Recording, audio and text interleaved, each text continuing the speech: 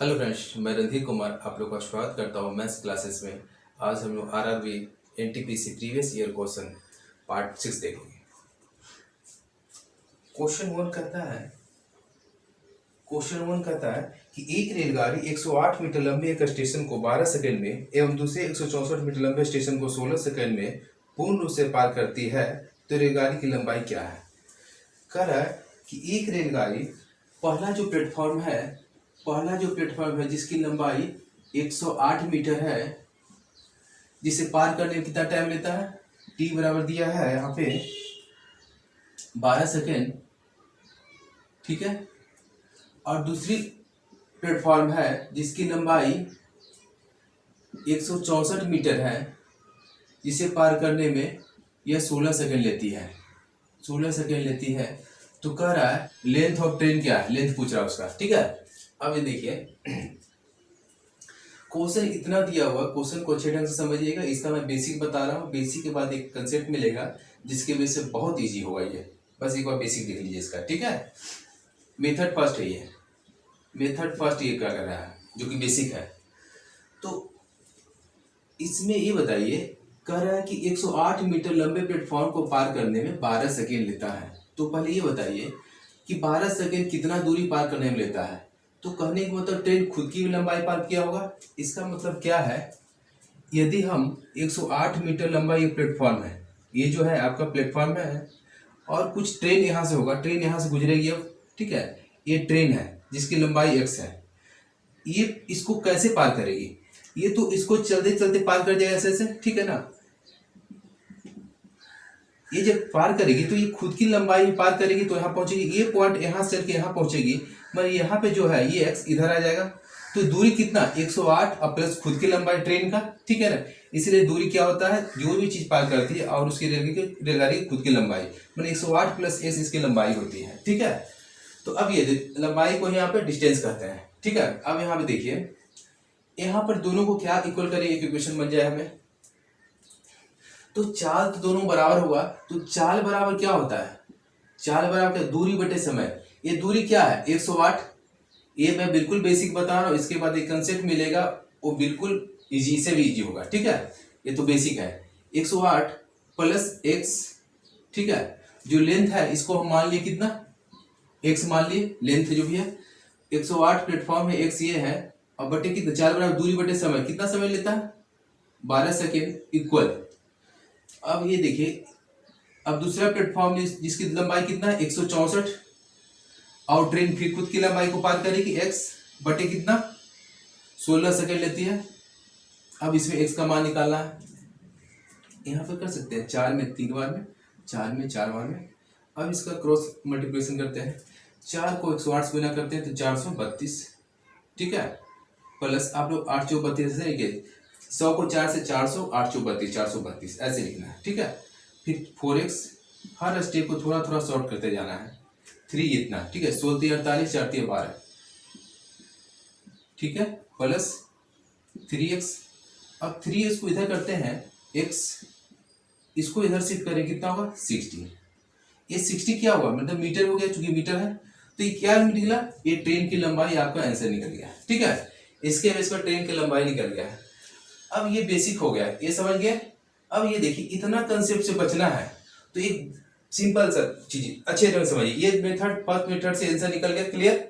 ये उनके लिए है जो बिल्कुल स्टार्ट से देख रहे हैं, पढ़ाई स्टार्ट किए कंपटीशन का, उनके लिए अच्छा है। जो ये सब पढ़ चुके हैं उनके लिए सेकंड स्टेप बताता हूँ, ठीक है। अब ये देखिए,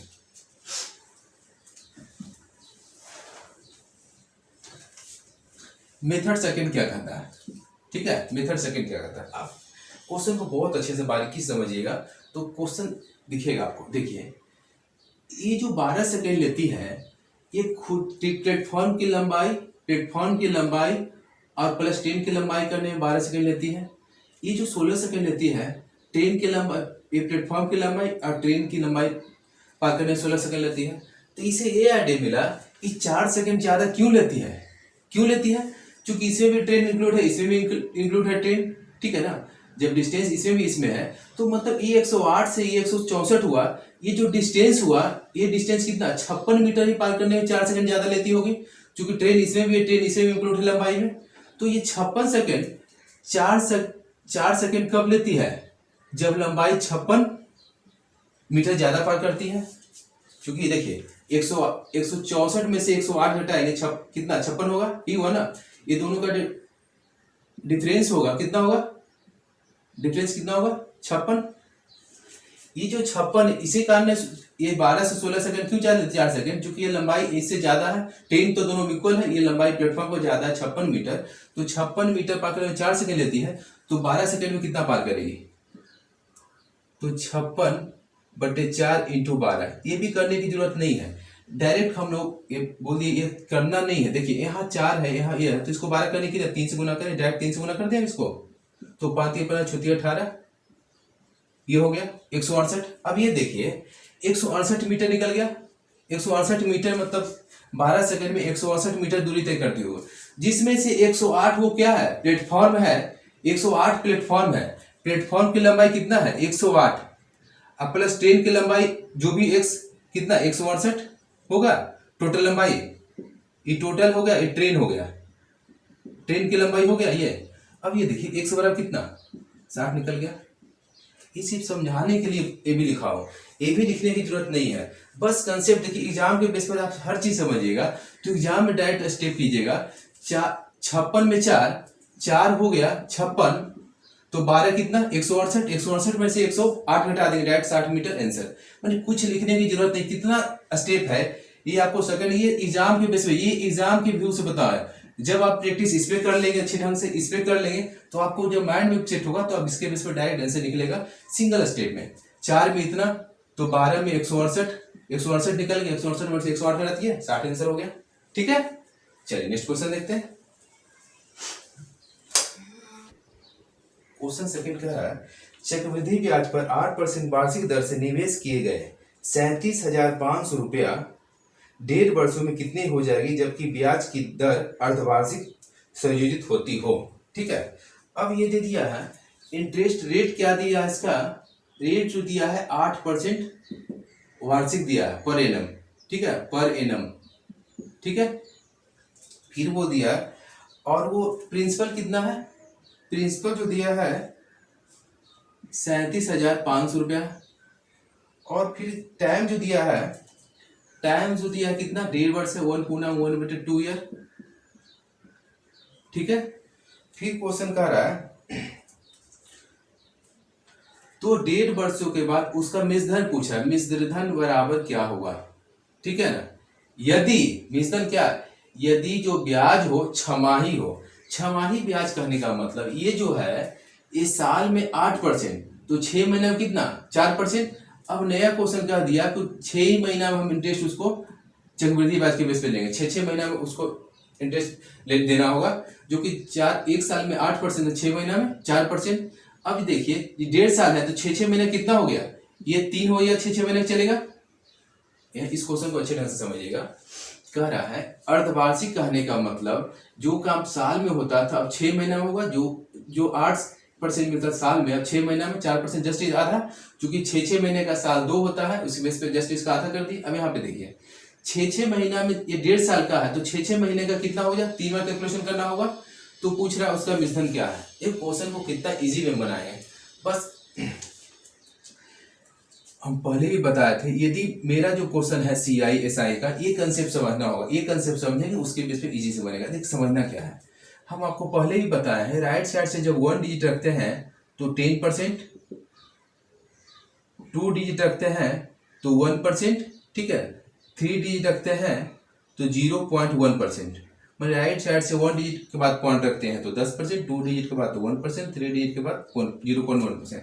ये बार बार इसी से लिए बताता हूँ कि आप सुनते सुनते इसे सीख जाए। ठीक है ना, है कुछ नहीं, बस आप बार बार दिखाता हूँ। अब इसकी वजह से करना है, नहीं तो किसी का 4% तो आप 4% लिख के करना, ऐसा नहीं करना आपको। अब यहाँ पे देखिए CI क्या होता है, SI क्या होता है। SI सिर्फ क्या होता है, उसके प्रिंसिपल पे इंटरेस्ट देता है। मतलब CI में क्या होता है, प्रिंसिपल और प्लस इंटरेस्ट पे जो मिलता है उस पे भी नेक्स्ट चलता है, उसको CI बोलते हैं।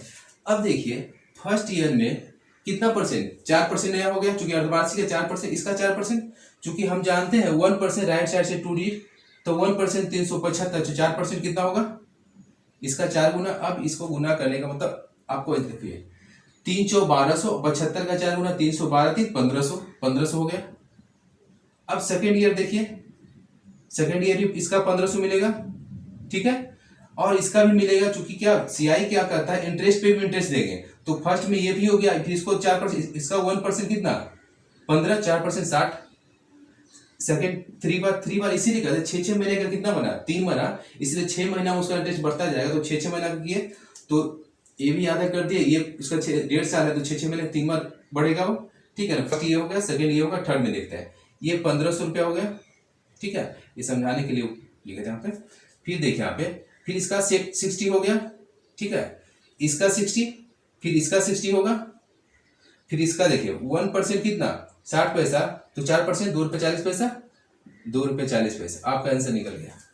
ये आपको देखने में, चूंकि क्वेश्चन ये है, मैं तो बस ये कैलकुलेशन को शॉर्ट में करने के लिए बता रहा हूँ, अब जोड़ना आसान होता है। देखिए सॉरी 45 और 36 18 180, 4500 4680 4680 और 2 4682.4, इसका टोटल कितना इंटरेस्ट हो गया, सीआई कितना हो गया 45 4682.4, ठीक है, और ये जोड़ लीजिए, इसमें जोड़ दीजिए 37,000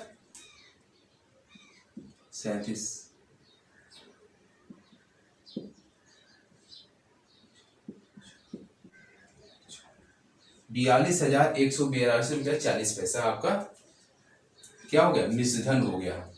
अब इस चीज को क्या होता है ना, ये यदि आपके पास ऑप्शन होता, ऑप्शन हम रखेंगे यहाँ पे, यदि ऑप्शन होता तो आपको मालूम चलता किसमें 40 पैसा है, उसके अनुसार से कर देते। यदि 40 पैसा भी 2 में होता तो राइट साइड से 1 या 2 डिजिट निकाले तो आपका आंसर निकलता है, टोटल जोड़ने की जरूरत नहीं पड़ता आपको, ठीक है। मैंने कहने का मतलब जब इंटरेस्ट ही निकालते हैं, यहाँ पे इंटरेस्ट ही निकालते हैं ना, तो इसी से आंसर निकल जाता है, क्योंकि यदि 0 है तो 4 डिजिट मिल जाता है, तो 4 डिजिट में ही आंसर आपको निकल जाता है, ठीक है।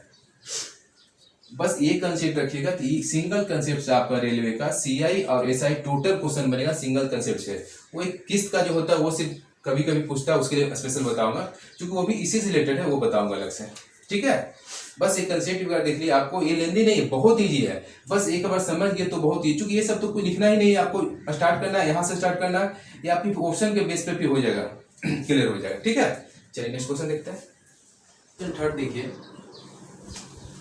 क्वेश्चन थर्ड कर रहा है कि दो संख्याओं का गुणनफल 35,828 है तथा एसीएफ 26 है, तो उनका एलसीएम ज्ञात करें, ठीक है।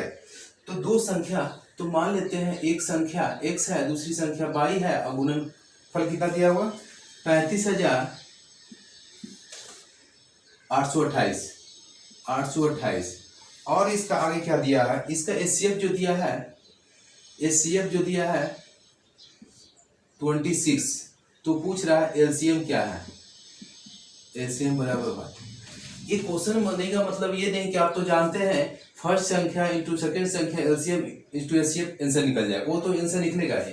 ये क्वेश्चन देने का मतलब कि विदाउट कैलकुलेशन आप इसको कैसे बनाएंगे। आपका ऑप्शन दिया हुआ, इसमें ऑप्शन दिया हुआ है 9th क्वेश्चन है, आपको ये दिया हुआ, ये क्वेश्चन लिखा हुआ, ये आपका ऑप्शन है, तो हमें ऐसा बनाना है कि ये क्वेश्चन देखें यहाँ से आंसर निकल जाए बिना कैलकुलेशन किए हुए। मैं इसका बेसिक पहले बताता हूँ आपको। बेसिक होता क्या है कि फर्स्ट संख्या गुने सेकंड संख्या equal to LCM into HCF, सब जानते होंगे, ठीक है। फर्स्ट संख्या मतलब x into Y equal to LCM into HCF, तो संख्या गुणनखंड हो गया।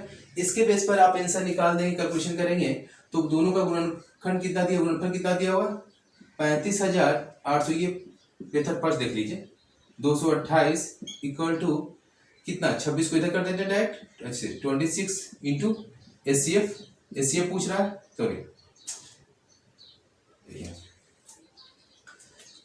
इसको 13 वन कटा, ठीक है, 17 दूनी 34, 9 दूनी 18, 1 14, ठीक है। अब 13 वन कटेगा, इसको एक बार में 13, 4 9 33 39, ठीक है। तो ये आपका निकल गया एलसीएम 1378, ठीक है। अब ये देखिए, ये तो बिल्कुल बेसिक हो गया, इसके में निकाल दिए। अब यहाँ पे देखिए, ये न दिया हो, इतना करने से बचना है, तो ऑप्शन देखिए यहाँ पे, आप ये जानते हैं, इस थोड़ा थोड़ा कंसेप्ट हर चीज में मैं इसे समझाता हूँ कि आपको समझने में ईजी हो। ये मान लीजिए यदि हम 6 दे दिए और आपको 15 दे दिए, तो इसका एलसीएम निकाल दे। एलसीएम निकालने का रूल बताए थे आपको, मैं अभी एलसीएम का रूल नहीं बता रहा हूँ। इनको फर्स्ट बार देख रहे हैं, वो पहले का देख ले पार्ट को, तो एलसीएम क्लियर हो जाएगा। एलसीएम निकालने का रूल है, सबसे इसे देखना है 15 जब तक कटे नहीं, 15 30 30 कट रहा है तो एलसीएम हो गया। और एचसीएफ क्या होगा, एचसीएफ का मैं बता दूंगा, इसका एलसीएफ हो जाएगा आपका 3। ठीक है, तो हम जानते हैं कि हमेशा जो एलसीएम हुआ तो एचसीएफ से कटेगा, ये क्लियर है। ठीक है, हमेशा, क्योंकि इसमें क्या होता है, इसका टोटल पार्ट इसमें इंक्लूड होता है, इसी का जो कॉमन होता है जिसमें होता है, तो ये तो क्लियर है कि इसमें एलसीएम को एचसीएफ से कटना ही है, ये क्लियर है। अब ये देखिए यहाँ पे ये एचसीएफ है, सबसे पहले छांटने का क्या है, इसको यूनिट 8 है तो 6 में कितना से गुना करें तो 8 आएगा। देखिए 8 6 48, ये ठीक है। फिर देखिए 6 नंबर 54, ये नहीं आएगा। फिर 8 6 48 ये आएगा और 6 18 ये आएगा। ये क्वेश्चन, एक ऑप्शन छटा।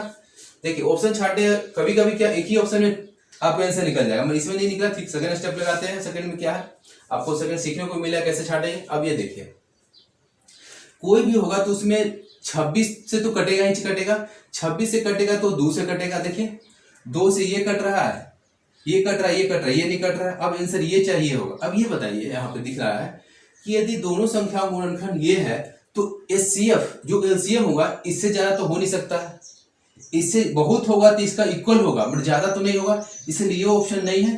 क्योंकि अब ये देखिए, ये जब भी होगा एलसीएम तो बहुत होगा, यदि आभाज्य संख्या हो तो दोनों गुना करके मैक्सिमम उसका मल्टीप्लिकेशन होगा, मगर नहीं होगा तो फिर कॉमन पार्ट निकालते हैं यहाँ पे। इस बार तो मैक्सिमम होगा तो ये संख्या हो सकता है, लेकिन इससे ज्यादा कभी नहीं हो सकता कुछ भी लेंगे तो, इसलिए ये कटा। तो आपका ये आंसर इसके बेस से छाटिए। हमेशा क्वेश्चन को इस बेस पे एलसीएम एचसीएफ की बात हो तो ऑप्शन के बेस पे आप छाट सकते हैं। ऑप्शन फर्स्ट में देख लिए, उसके बेस पे एक छटा, कभी कभी ऑप्शन फर्स्ट से ही आंसर निकल जाएगा। फिर सेकंड स्टेप में देख लिए, ये करने की जरूरत नहीं है। ठीक है, कितना भी ये बीज बड़ा हो, गुणनखंड बड़ा हो, वो कभी हमेशा ऑप्शन से बनेगा वो। ठीक है, चलिए नेक्स्ट क्वेश्चन देखते हैं। ठीक है, चीनी के मूल्य में 25% वृद्धि होने से कोई व्यक्ति उस पर आने वाले खर्च को कितने प्रतिशत से बढ़ा या घटा दे कि उसकी खपत 20% से बढ़ जाए। ठीक है, इस क्वेश्चन को हम 3 मेथड में बताएंगे। ठीक है, चीनी के मूल्य कितना बढ़ा, मूल्य जो है उसका 25% से बढ़ गया। ठीक है, और फिर खपत, उसका जो खपत है 20% से बढ़ गया। ठीक है, तो कह रहा है उसके खर्च में कितनी प्रतिशत की वृद्धि या कमी हुई है। अब ये देखिए मूल्य बढ़ा, खपत बढ़ा तो स्वाभाविक है उसका वृद्धि हुआ होगा, बट देख लेते कितना वृद्धि हुआ। इस क्वेश्चन को देखने पर यदि कुछ लोग रेगुलर देख रहे होंगे तो हमने बताया था कि सिनेमा घर में टिकटों की संख्या में इतना वृद्धि हुआ और सीटों की संख्या इतना वृद्धि हुआ तो कितना इनकम में वृद्धि हो गया। सेम वही है, बेसिक मैं दोबारा नहीं बताऊं, इनको देखना है पार्ट से देख ले, फर्स्ट पार्ट से, कहीं पार्ट 3 या 4 में आपको दिखेगा क्वेश्चन को, यदि वो देख लेंगे तो उसका बेसिक मिल जाएगा। उस बेसिक को मैं नहीं जाऊंगा, इसका थोड़ा सा उसका रिव्यू करते हुए आगे बढ़ता हूँ। ठीक है, अब ये देखिए क्वेश्चन क्या है, सिंपल क्या है, मान लेते हैं ये जो है मूल पहले x था और खपत पहले y था। ये स्टेप फर्स्ट बता रहा हूँ, फिर सेकंड बताऊंगा। ठीक है, मैं थर्ड सेकंड बताऊंगा। फिर ये है तो पहले जो खपत होगा y होगा। अब जो खपत है कितना है, x का 25% वृद्धि हो गया तो कोई भी 100% होगा तो 125% हो गया। ठीक है, अब उस खपत कितना 20% में पहले 100 होगा तो y का कितना 120% हो गया होगा। ठीक है, पहले ये खपत था, अब ये खपत हो गया, तो इसके बेस पे हम लोग डिफरेंस देके निकाले थे।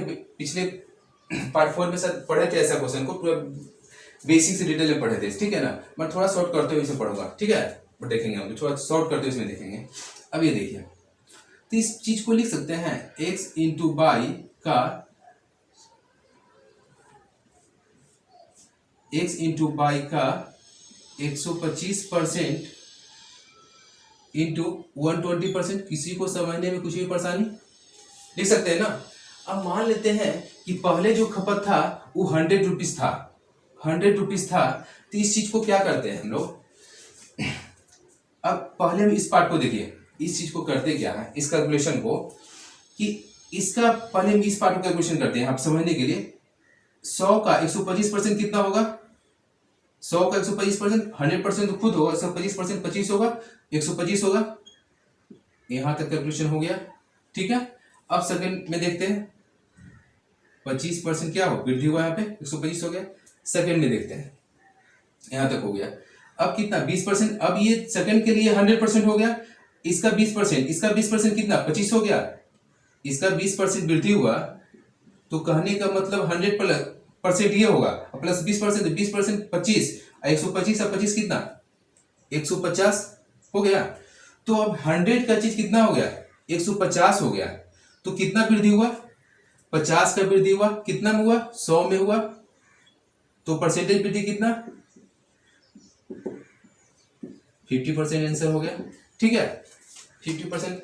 अब इसी क्वेश्चन को ये बिल्कुल समझने के लिए बेसिक होता है, क्या कैलकुलेशन को समझाने के लिए बोले कि इस चीज को हम इस ढंग से लिखेंगे तो आपके माइंड में सेट हो जाए कि ऐसे हो सकता है ये चीज, तो आप कैलकुलेशन करने में आसान। मत एग्जाम के बेस पर आप सोचिए, क्वेश्चन करके ऐसा पूछता है कि किसी वस्तु के मूल्य में 20% वृद्धि करते हैं, फिर 25% वृद्धि करते, तो उसके मूल्य में क्या इफेक्ट पड़ता है। सेम वही क्वेश्चन ये है, ठीक है ना, बस बोलने का ढंग चेंज हुआ, इसमें बोलने का पैटर्न चेंज हुआ, बोलने का भाषा सिर्फ चेंज किया है, इसमें क्वेश्चन सेम है, बोलने का भाषा चेंज किया। अब इसी चीज को देखिए, मतलब समझने के लिए। अब क्वेश्चन के एग्जाम के बेस पे कैसे करेंगे, एग्जाम में कैसे करेंगे, देखिए 100 रुपया पहले उसका था, जो भी उसका खर्च था 100 रुपीज था, 25% वृद्धि, तो 100 का 25% 125 हो गया, वृद्धि के साथ हो गया। फिर 20% वृद्धि, इसका 20% कितना हो गया, 25, 150, 100 का चीज 150 हो गया, कितना परसेंट वृद्धि, डायरेक्ट 50% वृद्धि, आंसर निकल गया, ठीक है। ये बेसिक समझ लें, इसके बेस पर डायरेक्ट आपका आंसर निकल गया, ठीक है। नेक्स्ट क्वेश्चन देखते हैं, क्वेश्चन 5 देखिए। क्वेश्चन 5 कह रहा है कि 4 वर्ष पहले ए और बी की औसत आयु 18 वर्ष है। 4 वर्ष पहले ए और बी की औसत 18 वर्ष थी, तो ए बी सी की वर्तमान औसत आयु 24 वर्ष है, तो 8 वर्ष बाद सी की आयु कितनी होगी। देखिए 4 वर्ष पहले, 4 वर्ष पहले, ठीक है ना, ए और बी का जो एवरेज है, ए और बी का जो एवरेज है, एवरेज कितना दिया हुआ है, 18 ईयर्स, 18 ईयर है, ठीक है। और फिर कह रहा है ए बी सी की वर्तमान आयु, फिर कहता है ए बी और सी की औसत एवरेज। अब जो दिया हुआ ए बी सी का एवरेज दिया हुआ है 24 ईयर, ईयर को हटा देते हैं, ठीक है, ठीक है, 24 ईयर। तो 8 वर्ष बाद सी की आयु क्या है, तो कह रहा है 8 वर्ष बाद सी का एज क्या है, ए पूछ रहा है। क्वेश्चन ही दिखा है, क्वेश्चन को बस लिखे, अभी कुछ किए नहीं है, क्वेश्चन लिखा हुआ है, पहले का मतलब 4 वर्ष पहले है, नहीं कुछ दिया हुआ तो मतलब वो वर्तमान में है, बाद का पूछ रहा है, मतलब वो राइट साइड में, तो बाद का वो पूछ रहा है सी का एज क्या है, ये क्वेश्चन पूछ रहा है सी का एज क्या है, ठीक है। अब ये क्वेश्चन को देखिए, ये 4 साल पहले का एवरेज है, तो अभी का इसका निकाल लेते हैं एज क्या है, तो इसके में से कंपेयर इजी वे में कर सकते हैं। अब ये देखिए, यदि मेरा अभी एज किसी का 5 है, किसी का 10 है और किसी का 20 है, ठीक है, किसी का 10 है और किसी का 20 है, सिंपल वे में, तो इसका एवरेज जो हो गया कितना हो गया, 15 हो गया। तो हम कहते हैं 4 वर्ष बाद एवरेज क्या होगा, तो 4 वर्ष बाद ये भी बढ़ेगा, 4 वर्ष बाद ये भी बढ़ेगा, 24 हो गया। अब इसका एवरेज कितना हो गया, 19 हो गया। कहने का मतलब क्या है, जो भी चीज हम उसका एवरेज में जितना साल क्या होता है 4 वर्ष बाद, कहने का मतलब ए भी बढ़ेगा, ए भी बढ़ेगा। जो चीज हम पार्टिकुलर करते हैं उसमें डायरेक्ट हम यदि हम एवरेज में कर देगा तो सेम रिजल्ट देगा। तो हम 4 जो इसमें पार्टिकुलर में जोड़े सभी में, तो हम डायरेक्ट 15 4 19 भी कर सकते थे, ठीक है। इसे क्लियर होगा, जो चीज हम पार्टिकुलर सभी एवरेज में करते हैं, प्रत्येक राशि में जो भी करते हैं वो डायरेक्ट उसका एवरेज में भी कर सकते हैं, ठीक है, कहने का मतलब ये होगा, ठीक है। तो अब ये देखिए यहाँ पे 4 वर्ष पहले इतना था, तो अभी वर्तमान में कितना हो गया, प्रेजेंट में कितना हो गया, प्रेजेंट में कितना होगा, 18, 4 वर्ष पहले है तो अभी कितना हो जाएगा, 22 हो जाएगा। किसी को प्रॉब्लम, 22 हो गया, ये प्रेजेंट में हो गया। प्रेजेंट में देखिए 2 का इतना और 3 का इतना हो गया, तो सी का निकल जाएगा। एक मेथड फर्स्ट देख रहा हूं, बता रहा हूं। इसका एज टोटल कितना हो गया 24 इंटू 3 और माइनस ये 2 लोग हैं तो 22 इंटू 2 कितना 44, सॉरी 22 इंटू 2। अब ये देखिए 24 72 में से 72 माइनस 44, इसे घटाइए 650 22 28 साल हो गया, ठीक है ना। तो क्या निकला सी का एज निकल गया 28 साल। ये क्या निकला, चूंकि ये भी वर्तमान था तो ये भी वर्तमान निकला होगा। तो कह रहा है 8 साल बाद, 8 साल बाद सी का एज कितना होगा 28 प्लस 8 बराबर 36 एज हो गया। इस चीज को इतना कर दिए, बस इसको यहां पर रख दिए, ठीक है। प्रेजेंट पे हो गया। अब ये देखिए तो सी का आई पूछ रहा है, सी का एवरेज कितना दिया है 24 दिया है, 24 दिया है और 24 दिया है ना। ए बी सी का एवरेज 24 24 24 है। एबीसी ए बी और सी 24 24 24 है। अब ये बताइए पहले 22 था अब 24 हो गया, सिंपल। पहले 22 था अब 24 हो गया। तो कहने का मतलब ये जब सी इसमें ऐड हुआ होगा तो 2 इसको दिया हो तो 2 निकालेंगे तो 22 हो गया, 2 इसको दिया हो 2 निकालेंगे 22 हो गया। ये 2 और 2 4 हो गया। ये जो द्वितीय है ये रिटर्न ले लेगा। यदि रिटर्न करते हैं तो सी का भी निकल जाएगा। इतना प्लस इतना बराबर कितना 28 निकल गया अंदर। आप इस चीज को क्या है ना, ये छोटा था तो कैलकुलेशन कर ली, कितना भी बड़ा होगा तो आप इसके बेसिस सोच सकते हैं। इसमें क्या है ना, आपको हर स्टेप लिखना नहीं होता। ये जब समझेंगे एक बार तो आपको लिखने की जरूरत नहीं पड़ेगी, हर चीज माइंड में कर सकते हैं, ठीक है ना। वो धीरे धीरे प्रैक्टिस करने पे बहुत ईजी होगा, बस समझने की कोशिश कीजिए। देख लीजिए अब ये 28 निकल गया तो 8 साल बाद क्या होगा 28 प्लस 8 36। जितना कम से कम हो सके कॉपी और पेन का यूज करें। मैक्सिमम कैलकुलेशन को सोच लीजिए कि हमें जितना हो सके कैलकुलेशन को माइंड में से ही करेंगे, ठीक है। चलिए नेक्स्ट क्वेश्चन देखते हैं। कह रहा है कि क्वेश्चन बहुत इजी है, ठीक है। X square plus 17x plus 72 बराबर 0। तो x बराबर 1 ये पूछ रहा है। क्वेश्चन को मैं इसे बताऊँ, ये सभी लोग जानते हैं। मतलब क्या होगा ना, जब हम मेथड बताएंगे तो इसमें कुछ लिखने की जरूरत नहीं है। अब इसका डायरेक्ट आंसर निकालेंगे, ठीक है। मैं इसका बेसिक क्या होता है देख लीजिए, मेथड फर्स्ट देख लीजिए। क्या होता है एक्स स्क्वायर, ये दोनों को ऐसा मल्टीप्लिकेशन करते हैं, ये दोनों को ऐसा मल्टीप्लिकेशन करते हैं, सॉरी ये दोनों को मल्टीप्लिकेशन करें तो 72x, इसको ऐसा गुना करते हैं कि जोड़ने पे 17x और गुना करने पे 72x स्क्वायर आ जाए, ठीक है। तो 9 72 प्लस 9x और प्लस 8x करेंगे प्लस 72 बराबर 0। 8x इधर करेंगे या 9x इधर, कोई फर्क नहीं पड़ेगा, आंसर सेम आएगा, ठीक है। x कॉमन लेंगे तो x प्लस 9 प्लस 8 कॉमन लेंगे तो x प्लस 9 इक्वल टू 0। तो x प्लस 9 कॉमन लेंगे तो x और प्लस 8 इक्वल टू 0। तो कहने का मतलब x प्लस 9 बराबर भी 0 और x प्लस 8 बराबर भी 0। तो इसका आंसर x बराबर कितना हो गया -9 और इसका क्या होगा x बराबर -8। ऐसा भी है कि x बराबर पूछेगा तो आप डायरेक्ट -9 और -8 कर देंगे, इतना करने की जरूरत नहीं है। अब वो कैसे होता है ये देखिए, यहाँ पर ध्यान दीजिएगा। जब हम इसको ब्रेक करते हैं 9 और 8 में ब्रेक करते हैं, ये ब्रेक जब किए हैं तो जो आंसर जो आएगा हमेशा जब ब्रेक करेंगे तो कितना जो साइन होगा ना, x के पहले का साइन ये प्लस है तो x बराबर माइनस लिखेंगे, कितना +9 है ना, x का जो भी है 9 है तो -9। x बराबर 8 है तो -8 डायरेक्ट आंसर होगा। इसमें एक कंडीशन और है, यदि x स्क्वायर की जगह पे 1 के अलावा कुछ भी होता है, ठीक है ना, तो डिवाइड करते कितना बटे वो 2 होता तो 2 से, चूंकि 1 में कुछ फर्क नहीं पड़ता।